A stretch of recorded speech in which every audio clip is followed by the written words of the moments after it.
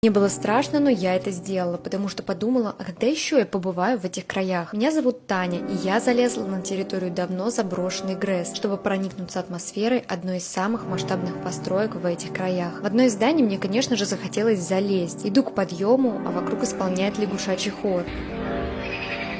Но за звуками природы не слышно голосов охраны, других людей или собак, поэтому я напрягаюсь, оглядываюсь, но иду дальше. Подъем оказывается очень крутой. Внизу болотце, вверху торчит арматура. Испытываю нотки адреналина, но останавливаться нельзя, тем более с высотой открываются все более живописные виды. Оказываясь наверху, до меня начинает доноситься собачий лай. Несмотря на страх, понимаю, что снаружи ждут товарищи, и мне надо любым способом отсюда выбраться. На волнениях спуск вниз прошел быстро. Выйдя на улицу, оглядываюсь, но звуки собак перебились кваканьем. Поэтому, прыгая прямо по вязкой грязи, я быстро возвращаюсь к месту залаза. Зато теперь можно спокойно ставить галочку, что я здесь побывала.